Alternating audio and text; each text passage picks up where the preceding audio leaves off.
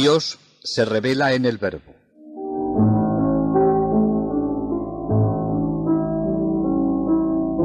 La obra más amplia de Bernardo son sus sermones. Una especie de año litúrgico es esa larga serie de sermones en los que comenta los misterios de la salvación y los textos que la proclaman. Antes de morir, recopiló todos los escritos que había compuesto para explicar las fiestas.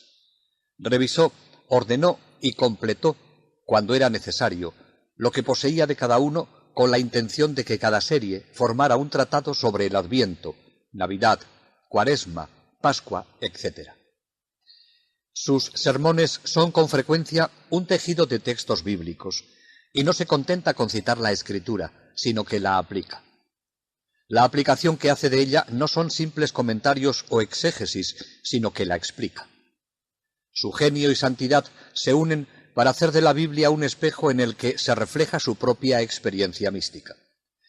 Bernardo comprende que si se quieren entender plenamente las enseñanzas de la Escritura, hay que ver en ellas por doquier las promesas de un Dios que es amor. Sus promesas tienen su cumplimiento en Cristo y en su Iglesia. Sabe Bernardo que no está permitido el uso de la Escritura indebidamente. Las aplicaciones que hace Bernardo están dictadas por la libertad de los hijos de Dios, sin limitarse al sentido exacto, literal o espiritual, pretendido por el escritor sagrado. Nos ayudan con todo a penetrar más profundamente en la contemplación de que gozó la misma Iglesia desde un principio. Lo que le interesa sobre todo a Bernardo es el gran misterio de la vida divina, que es un sacramento de amor. Este misterio no es una idea ni una doctrina. Se trata de una persona. Es el mismo Dios revelado en el Verbo encarnado, en Cristo. Para captar a esa persona hay que conocerla, y la conoceremos si la amamos. Es el mismo proceso que luego ofrecería San Ignacio, invitando a contemplar la vida de Cristo. La petición que propone es: conocimiento interno de Cristo, que por mí se ha hecho hombre, para que más le ame y le siga. El conocimiento lleva al amor, y el amor lleva a profundizar más en el conocimiento y a seguirle con más compromiso. Es preciso que Cristo viva en nosotros y que Él mismo sea amor por su Padre. Amando al Padre en nosotros, Cristo nos hace uno con Él, como Él es uno con el Padre. Con razón puede decirnos Bernardo: muy obligado estoy a amar a aquel que es el autor de mi ser, de mi vida y de mi razón. Quien rehúsa vivir para ti, Señor Jesús, es reo de muerte, y en realidad muerto está, que aquel cuyos sentimientos no son conformes a tus máximas celestiales es un insensato, y el que no tiene cuidado de no estar en este mundo sino para ti, no pasa de ser nada, pura nada. Más que ningún otro tiempo litúrgico, el misterio del Adviento y de Navidad han ejercido una gran atracción sobre San Bernardo. Pone el acento en la encarnación. A la redención se la considera a través de la encarnación más bien que a través de la pasión. Lo que San Bernardo llama el sacramento del Adviento no es más que el misterio de la presencia de Cristo en el mundo. Y esto es importante, pues la encarnación no es simplemente un hecho histórico que pertenece al pasado. Es una realidad presente, y la más importante de todas las realidades. Es la única que cuenta verdaderamente y la que da sentido a todos los acontecimientos. Si Cristo está presente, si su reino está en medio de nosotros, es únicamente a causa de la infinita misericordia de Dios. Solo un decreto divino podía decidir su venida, su descenso a las tinieblas de un mundo que sin su presencia estaría abocado a la desesperación. También con respecto al Adviento se manifiesta creador y aumenta la herencia recibida. Así, por ejemplo, desde San Gregorio Magno era tradicional hablar en el Adviento de dos venidas de Cristo. La primera, al hacerse hombre en la encarnación, y la segunda, cuando venga como juez en la parusía. Bernardo descubre otra venida, aquella por la que viene a habitar por la gracia en el alma del cristiano, a la que éste debe prepararse purificándose. Esta venida de Cristo a nosotros era preciso ponerla en relación con el Adviento que celebra la liturgia, y es lo que hizo Bernardo con estas palabras. Conocemos 3 venidas del Señor. Además de la primera y de la última, hay una venida intermedia. Aquellas son visibles, pero esta no. En la primera el Señor se manifestó en la tierra y vivió entre los hombres cuando, como él mismo dice, lo vieron y lo odiaron. En la última, todos verán la salvación de Dios y mirarán al que traspasaron. La venida intermedia, en cambio, es oculta, y en ella sólo los elegidos ven al Señor en lo más íntimo de sí mismos, y así sus almas se salvan. De manera que, en la primera venida, el Señor vino en carne y debilidad. En esta intermedia viene espiritualmente, manifestando la fuerza de su gracia. En la última, vendrá en gloria y majestad. Esta venida intermedia es como un camino que conduce de la primera a la última. En la primera, Cristo fue nuestra redención. En la última, se manifestará como nuestra vida. En esta venida intermedia, es nuestro descanso y nuestro consuelo. Pero para que no pienses que estas cosas que decimos sobre la venida intermedia son invención nuestra, oye al mismo Señor. El que me ama guardará mi palabra, y mi Padre lo amará, y vendremos a fijar en él nuestra morada. Pero veo que se dice aún algo más acerca del que ama a Dios y guarda su palabra. ¿Dónde guardará esa palabra?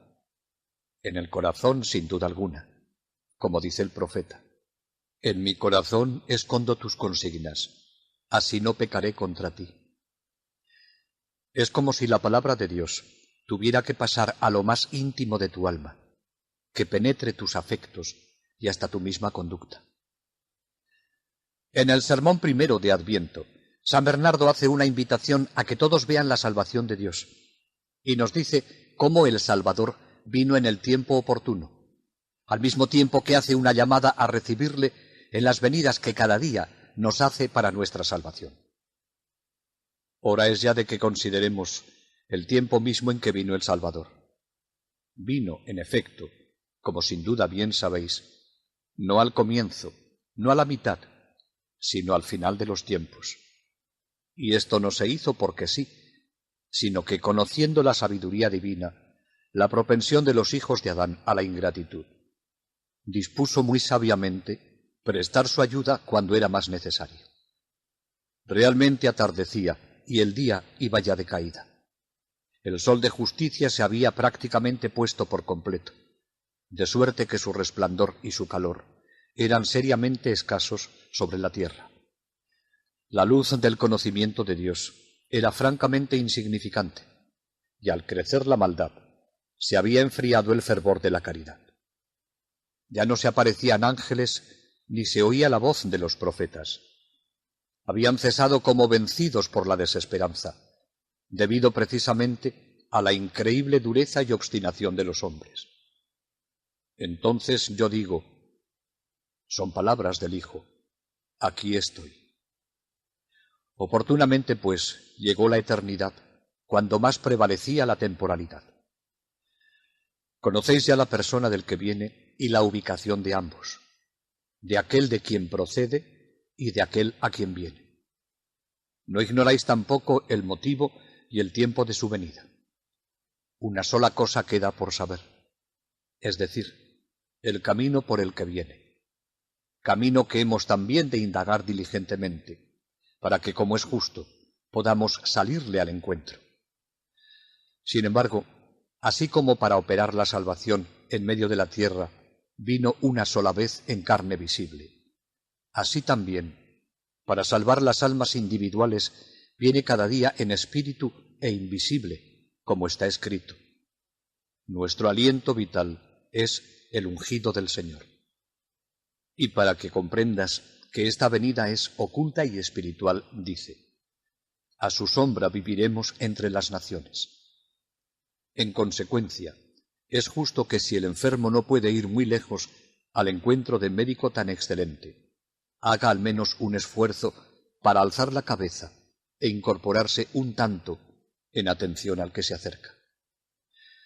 No tienes necesidad de atravesar los mares, ni de elevarte sobre las nubes y traspasar los Alpes. No, no es tan largo el camino que se te señala. Sal al encuentro de tu Dios dentro de ti mismo, pues la palabra está cerca de ti. La tienes en los labios y en el corazón. Sal a su encuentro con la compunción del corazón y la confesión sobre los labios, para que al menos salgas del estercolero de tu conciencia miserable, pues sería indigno que entrara allí el autor de la pureza. Lo dicho hasta aquí se refiere a aquella venida con la que se digna iluminar poderosamente las almas de todos y cada uno de los hombres. La necesaria presencia de Cristo hace que el Adviento no pueda separarse en su celebración del misterio pascual. Y San Bernardo nos dice en estos magníficos sermones de Adviento: es el Señor mismo el que en el mundo cumple la preparación de su último y glorioso advenimiento. Constantemente pasa para ofrecer su sacrificio al Padre, para reunir a los hombres, para comer la Pascua con sus discípulos, para hacer pasar con él del pecado a la gracia, de la muerte a la nueva vida, que escondida con él en Dios, se manifestará con él en la gloria de la parusía. Adviento es el misterio de la Iglesia de aquí abajo. Sin cesar se nos invita a preparar los caminos del Señor, a escuchar la voz de aquel que está en medio de nosotros y a quien no conocemos. Sin cesar, la liturgia nos lleva hasta el umbral de la parusía, de los últimos tiempos, pidiéndonos vivamos el misterio pascual del Señor, a fin de poder acogerlo en su gloria. No podemos hablar de los innumerables sermones que tiene. Los pocos textos que recojamos ponen de manifiesto lo que para él significaba cada uno de los misterios de la vida de Cristo. Del sermón del nacimiento del Señor recogemos estas palabras: una voz llena de alegría hemos oído, una voz digna de todo aprecio. Jesucristo, Hijo de Dios, nace en Belén de Judá. Con estas palabras mi alma se ha derretido y mi espíritu hierve en mis entrañas, apresurándose con el ansia que suele a comunicaros este júbilo y este gozo. Jesús significa Salvador. ¿Qué hay tan necesario para los perdidos, tan deseable para los miserables, tan útil para los desesperados? De otro modo, ¿de dónde vendría la salud? ¿De dónde aun la más tenue esperanza de ella, en la ley del pecado, en este cuerpo de muerte, en estos días malos y en este lugar de aflicción, si no nos naciera esta salud nueva e inesperada? Mas tú quizá deseas la salud, aunque temes la aspereza de la curación, como quien conoces tu propia delicadeza y enfermedad. No temas. Cristo es suave y manso y de mucha misericordia. Así pues, nace Cristo. Pero, ¿en dónde crees que nace? En Belén de Judá, porque no es justo que pasemos por Belén en silencio. Pasemos hasta Belén, dicen los pastores. No dicen pasemos de Belén, porque ¿qué importa que sea un lugar pequeño? ¿Qué importa que parezca la ciudad más diminuta de Judea? Ni aun esto mismo deja de ser muy propio para aquel Señor que, siendo rico, se hizo por nosotros pobre, y siendo Señor grande y digno de toda alabanza, nació para nosotros pequeñito. Y decía después: bienaventurados los pobres de espíritu, porque de ellos es el reino de los cielos. Y también: si no os hiciereis como niños, no entraréis en el reino de los cielos. Por lo cual también escogió un establo y un pesebre, una casa sin duda de barro y que era habitación de jumentos, para que sepáis que Él es quien levanta de entre el estiércol al pobre y alimenta a los hombres y a los jumentos. Ojalá que también nosotros seamos este Belén de Judá, para que se dignen hacer en nosotros y merezcamos oír: para vosotros, que teméis a Dios, nacerá el sol de justicia. Para ver la salvación de Dios en nosotros, es menester la santificación y la preparación. Belén se interpreta casa de pan, y por eso propiamente alude a la preparación. Porque, ¿en qué modo está dispuesto para recibir huésped tan grande aquel que dice: no hay en mi casa pan? Preparémonos, pues, con la confesión de nuestros pecados, para estar delante del Señor, de modo que, santificados y preparados, seamos también nosotros Belén de Judá, y merezcamos ver nacer en nosotros al mismo Señor.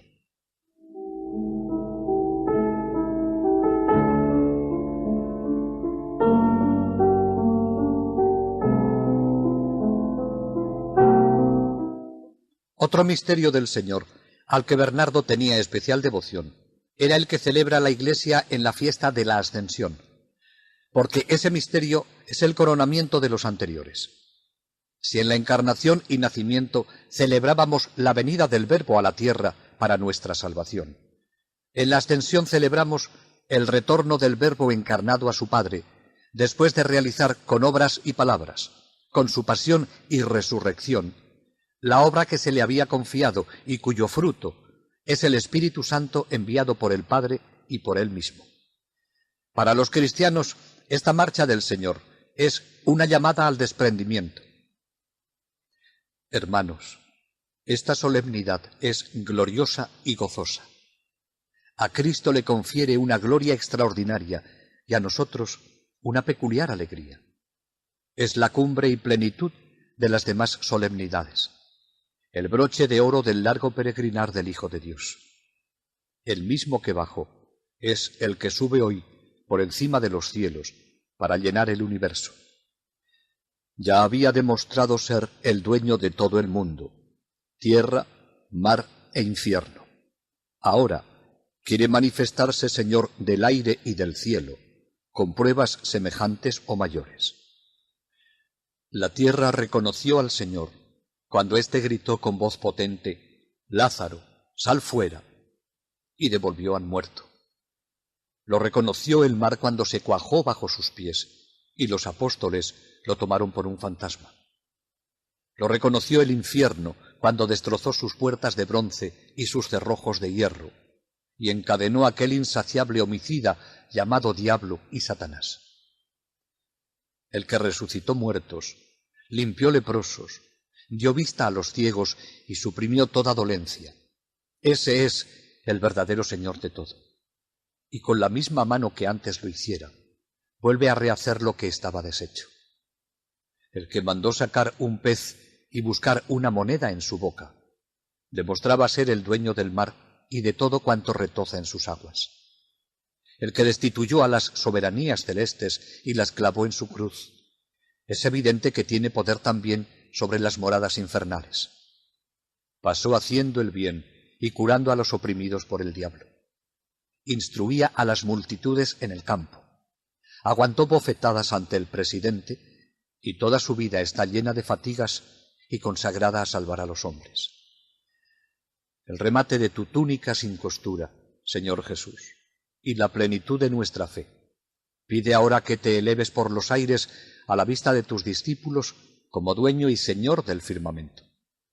De este modo quedará patente que eres el Señor del mundo, porque llenas totalmente el universo. Y merecerás con pleno derecho que ante ti se doble toda rodilla en el cielo, en la tierra, en el abismo, y toda boca proclame que tú estás en la gloria y a la diestra de Dios Padre. En esta derecha está la alegría perpetua. Por eso nos apremia el apóstol a buscarlo de arriba, donde está Cristo, sentado a la derecha del Padre. Él es toda nuestra riqueza. En Él se esconden todos los tesoros del saber y del conocer. En Él habita realmente la plenitud total de la divinidad. Considerad también, hermanos, la pena y la angustia que embargó a los apóstoles al verle arrancarse de su lado y elevarse al cielo. No usa escaleras ni cuerdas.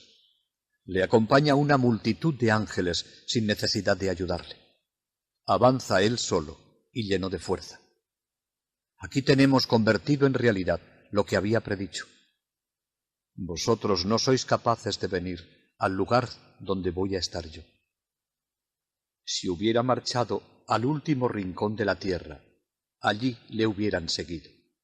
Si al mar, allí se hubieran sumergido, como ya lo hiciera Pedro. Mas aquí no pueden seguirle, porque el cuerpo mortal es lastre del alma y la tienda terrestre abruma la mente pensativa. Qué pena tan grande ver cómo se aleja y desaparece aquel por quien todo lo han dejado.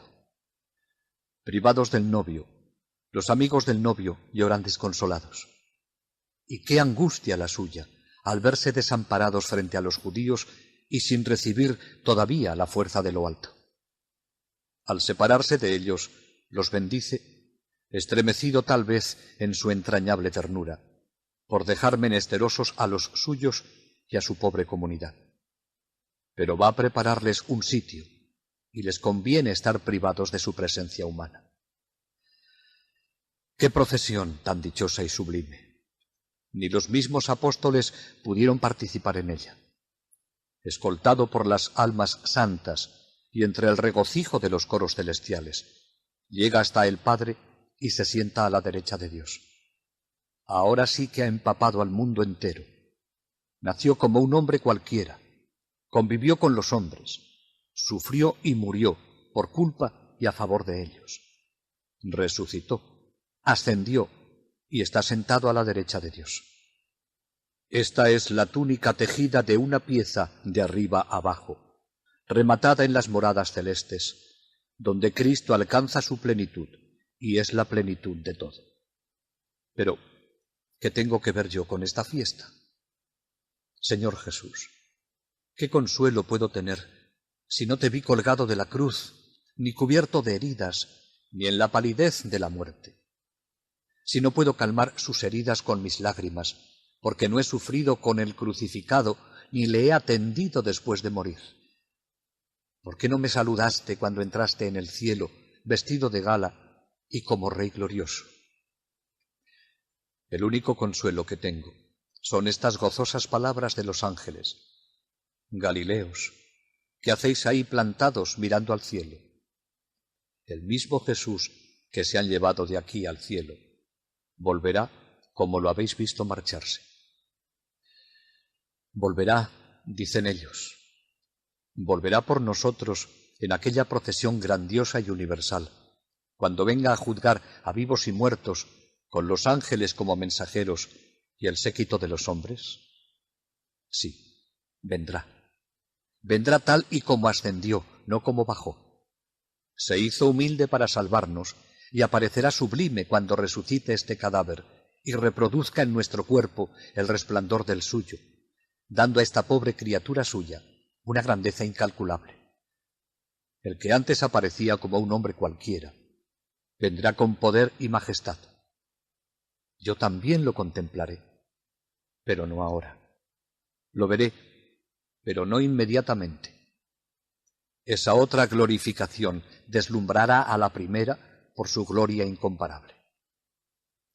Entretanto, ha subido a la derecha del Padre y nos recuerda siempre ante Dios. Está a la derecha, porque tiene en su diestra la misericordia y la justicia en la izquierda. Su misericordia es infinita y también su justicia. De la derecha mana agua y de la izquierda brota fuego. Como se levanta el cielo sobre la tierra, así se levanta su bondad sobre sus fieles. La misericordia del Señor supera en inmensidad a todas las distancias del cielo y de la tierra. El propósito de Dios sobre ellos es inmutable y la misericordia con los suyos es eterna. Eterna por la predestinación y eterna por la glorificación. Pero también es terrible con los hombres malditos. La sentencia es irrevocable para todos, para los elegidos y para los condenados. ¿Quién me puede asegurar que todos los aquí presentes están inscritos en el cielo y en el libro de la vida. La humildad de vuestra vida es para mí un indicio muy claro de que estáis elegidos y justificados. Todo mi interior exultaría de gozo si lo supiera con certeza. Pero nadie sabe si Dios le ama o le odia. Por eso, hermanos, perseverad en la disciplina que abrazasteis y subid por la pequeñez a la grandeza. Es el único camino. Quien elige otro, desciende, no asciende, porque únicamente la humildad encumbra, y sólo ella nos lleva a la vida. Cristo, por su naturaleza divina, no podía crecer ni ensalzarse, porque nada hay más alto que Dios. Pero vio que la humildad es el medio de elevarse, y vino a encarnarse, padecer y morir, para que nosotros no cayéramos en la muerte eterna. Por eso Dios lo glorificó, lo resucitó, lo ensalzó y lo sentó a la derecha. Anda, haz tú lo mismo. Si quieres ascender, desciende. Abraza esa ley irrevocable. A todo el que se encumbra lo abajarán, y al que se abaja lo encumbrarán. Qué maldad y necedad la de los hombres.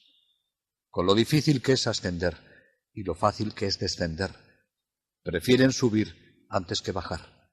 Siempre están dispuestos para recibir los honores y grandezas eclesiásticas que hacen temblar a los mismos ángeles. Qué pocos son los que te siguen, Señor Jesús, los que se dejan atraer por ti, los que se dejan guiar por la senda de los mandatos. Algunos se dejan seducir y exclaman: llévame contigo. Otros se dejan guiar y dicen: condúceme a tu alcoba, Rey mío. Otros son arrebatados, como lo fue el apóstol, al tercer cielo. Los primeros son felices porque, a base de paciencia, consiguen la vida. Los segundos son más felices. Han sepultado ya su voluntad en la insondable misericordia de Dios y están transportados por el soplo ardiente a los tesoros de la gloria. No saben si con el cuerpo o sin él, pero lo cierto es que han sido arrebatados. Dichoso quien te sigue siempre a ti, Señor Jesús, y no a ese espíritu fugitivo que quiso subir y sintió sobre sí el peso infinito de la mano divina. Nosotros, pueblo tuyo y ovejas de tu rebaño, queremos seguirte a ti con tu ayuda para llegar hasta ti. Camino con el ejemplo, verdad en las promesas y vida en el premio. Tienes palabras de vida eterna, y nosotros sabemos y creemos que eres el Cristo, el Hijo de Dios vivo, Dios bendito por siempre. Más que un sermón, es una magnífica oración en la que constantemente se dirige a Cristo y le suplica lo que para él y para todos desea: seguirle para llegar hasta él. Algo debía saber por experiencia de lo que esto significaba, y por eso lo puede expresar con tanta claridad y con tanta fuerza.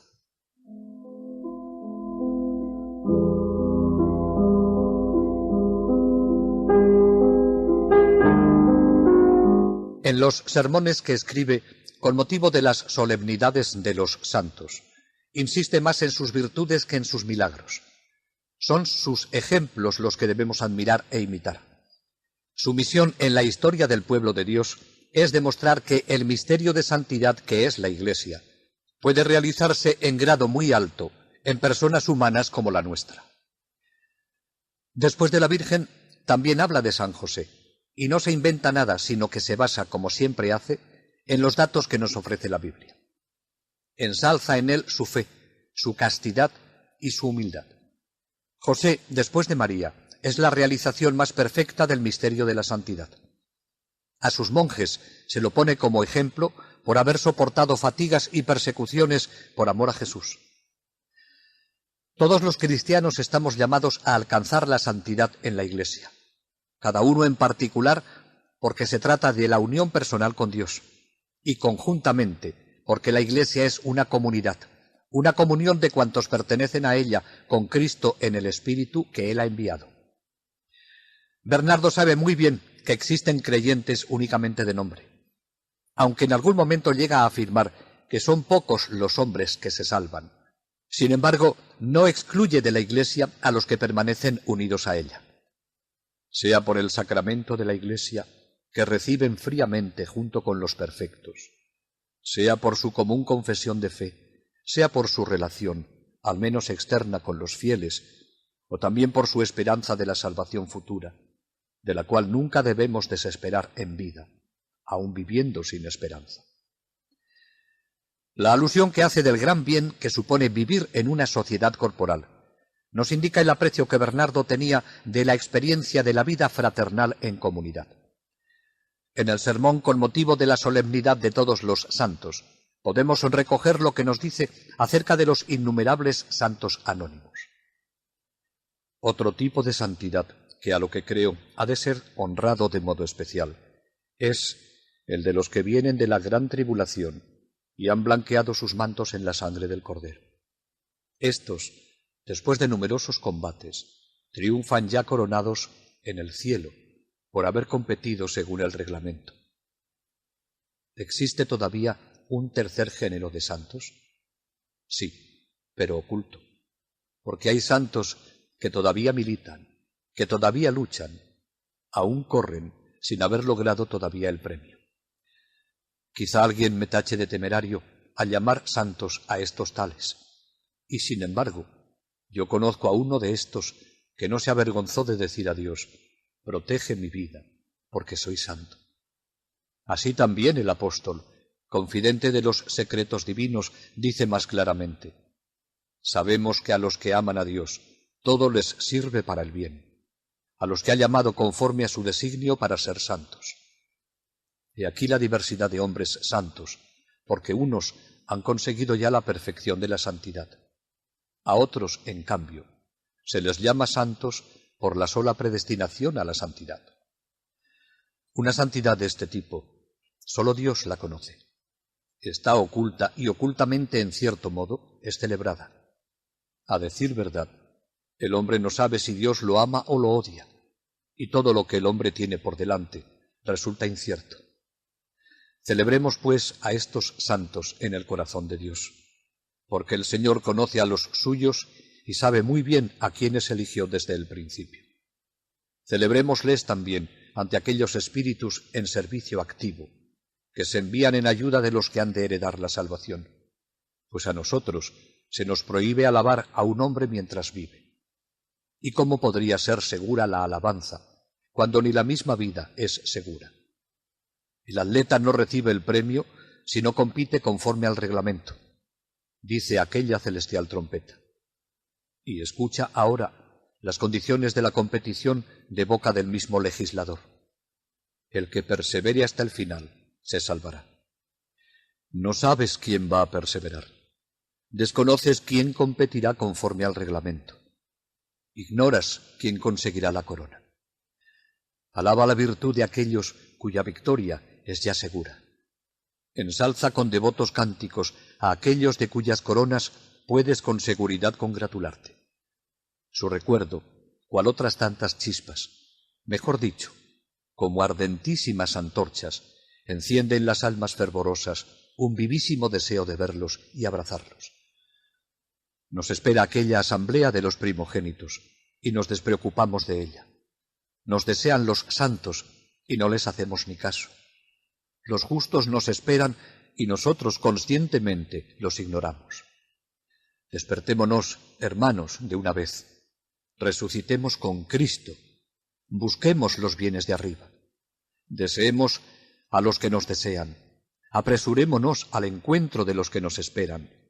Anticipémonos con el deseo del alma a los que nos esperan. A Bernardo todo le ayuda en el camino hacia Dios. Estos santos anónimos que ya están gozando de la presencia de Dios, al mismo tiempo que nos sirven de ejemplo, son nuestros intercesores para alcanzar ante el Señor la dicha de la que ellos ya gozan.